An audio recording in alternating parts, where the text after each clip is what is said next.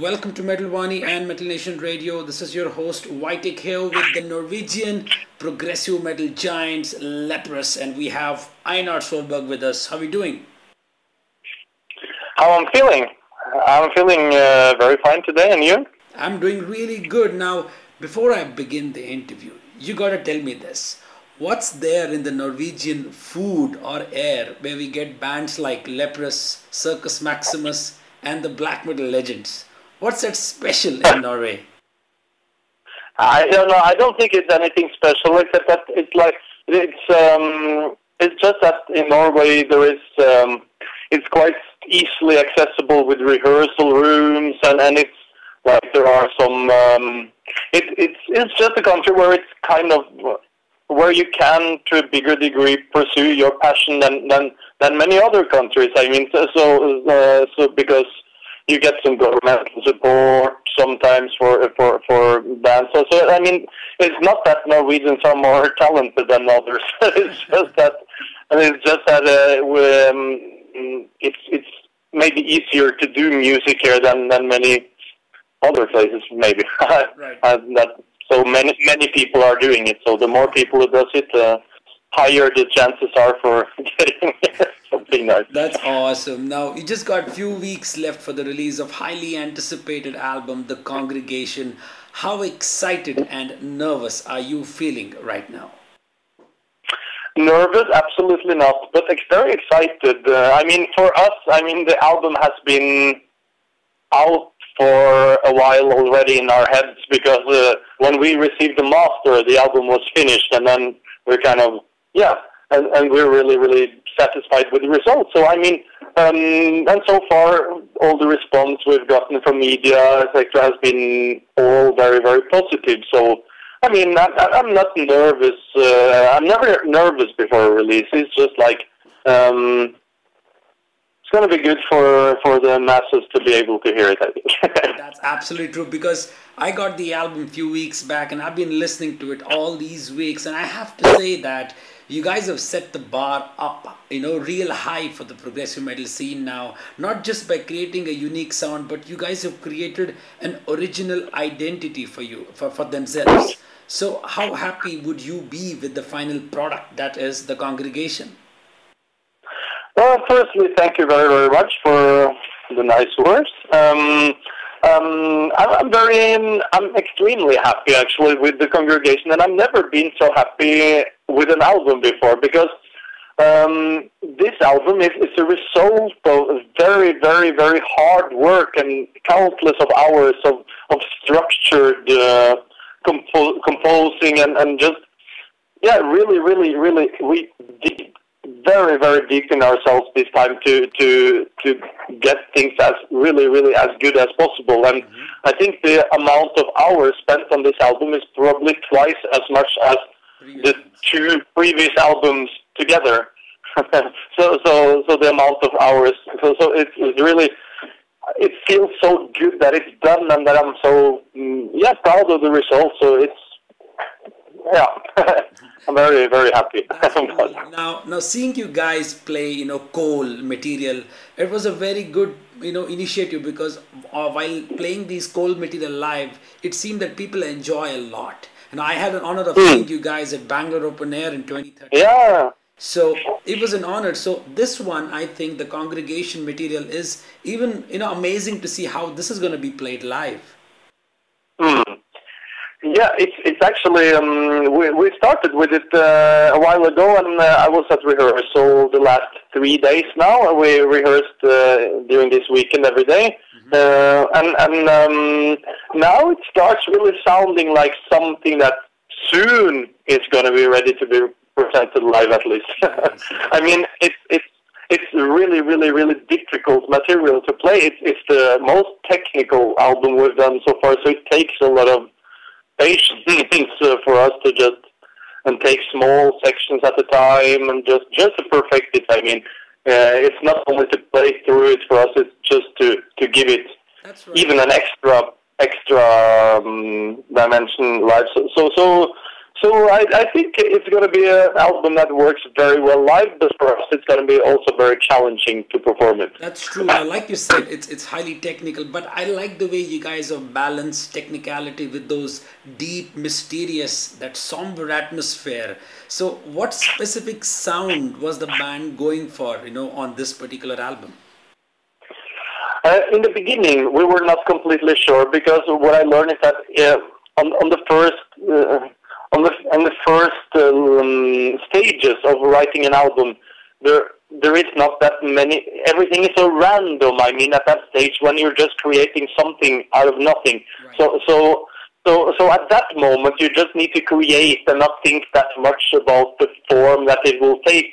And then eventually later on, when we had like 30 sketches, we could think of which direction we wanted to steer it in. And what we wanted for this album was something very, very focused in the sound, that like really, really focus on what we are today as a band, and not an album which is not afraid of just being ourselves 100%, not trying to be too little or too much in a way. And that's where I think this album is different from the others, because either we're trying to be like in Bilateral, it's almost like we're trying to be a bit too much, while in Coal it's like almost like keeping it a bit almost a little bit too little, just to compensate. I mean, and then now we kind of find that balance to just like What's the message behind that creepy, amazing artwork for the fans? I will tell you about the title and the artwork and the lyrics all together, because it's all bound together. I will start with the title, The Congregation. The congregation is often seen in a religious context, but what we mean with it is those who follow something blindly, without any reflection or without any kind of without any true reflection about what they're actually following. And all of us kind of fit in that category to a smaller or bigger degree. Right. What I mean with that is, for example, in society there are certain amount of rules that we just kind of are expected to follow. Right. And no matter how hard we try to make the right choices, we just realize eventually that we are just kind of a congregation to the society. So which is and the art and some of those rules and norms and patterns that we do follow are really destructive. Right. For the planet, for everything, for all life. I mean, it's really destructive patterns that we are expected and almost forced into following. And there you have the artwork coming into play. Is there that artwork shows that deformation, mutation, and destruction that is gradually happening, and it's just kind of a mascot to that. So yeah, it's kind of very dark theme on the album in general, but I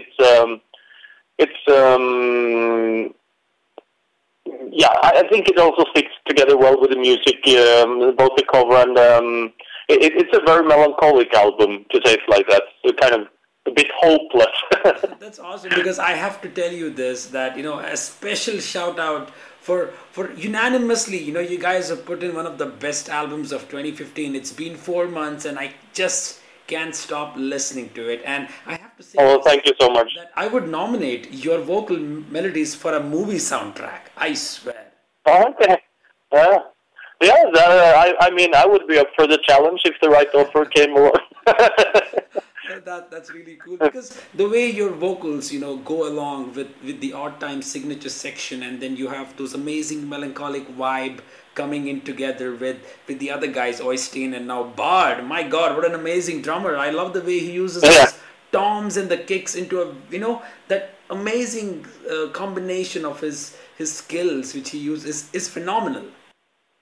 Yeah, he's very, very good, and we've been very lucky to catch him into the band. That's cool, because when I saw the video of you guys putting out that making of Congregation, I saw him like his body was like pale red while playing those crazy beats on the drums, and I don't know, was it you or somebody else capturing it on the camera? He was like a red color totally, and he was...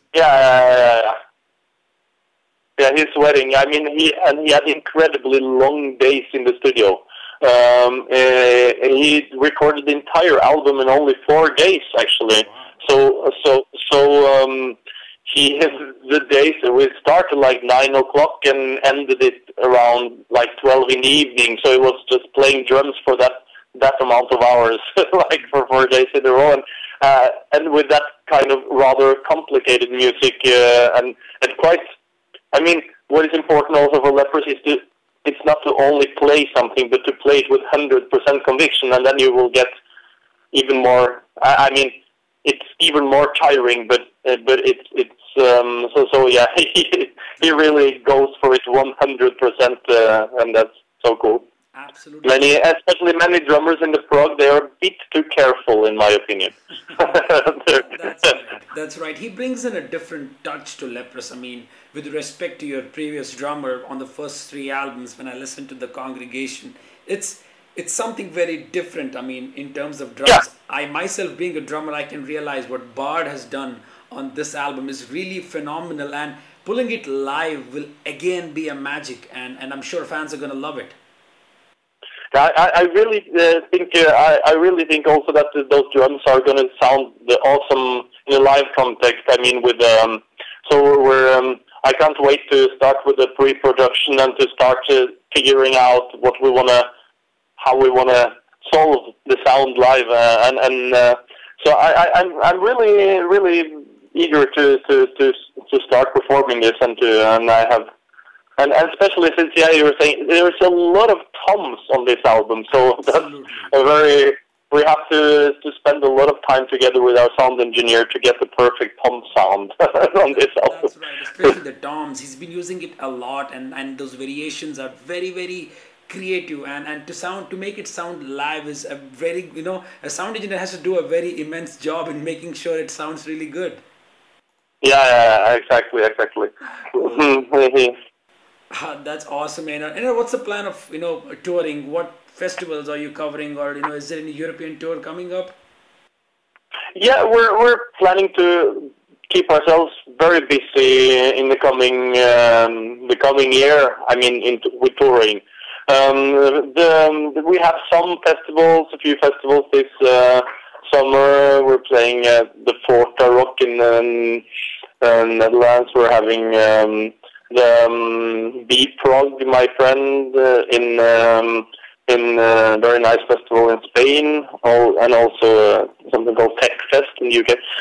Several festivals, and then we have a month on the road in Europe in October, playing our favorite places mostly, and then we're speaking about making something possible in the US,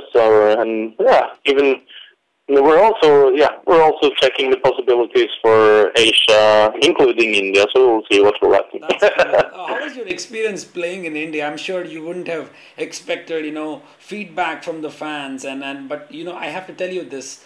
After your performance, you guys went back home. Your fan base is doubled here in India. That's very cool. I mean, our experience with India was great. I mean, for me, there are so many awesome things about India, especially being a vegetarian. It's one of my favorite countries to be in. So because here in Norway, there are actually tons of really good Indian restaurants, but it's so expensive. So to go there and eat Indian authentic food for several days in a row, that was awesome. Yeah, and the audience was really, really great. I mean, the set list we played was really short, and I hope we will be able to come back in not too long and play a full show for our Indian fans.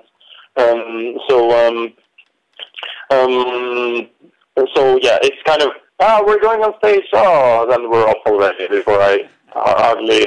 It's like 25 minutes or so, one of the shortest set lists we've done. So we'd really like to come back to play longer for. But the festival was great. I really enjoyed the festival, Bangalore Open Air, and would love to go back there. That's awesome, and I'll be waiting for you guys to come over here. So before we conclude the interview, how about you define the congregation in just one sentence? One sentence. Yep. That was a very difficult one. Now I need to try. The congregation is the most mature, technical, but also the most catchy album we've done so far. Fantastic. I expected you to hit the nail, but you double hammered it. Thank you so much. Thanks, Einar. It's been an honor having a chat with you. All I can do is to wait for you guys to come back to India with a maximum, a longer set list this time. Yeah, absolutely. With really, we've all spoken about it all together. So I definitely think it's going to happen within not like too long. Cannot promise it will be this year, but yeah, we're definitely up for it.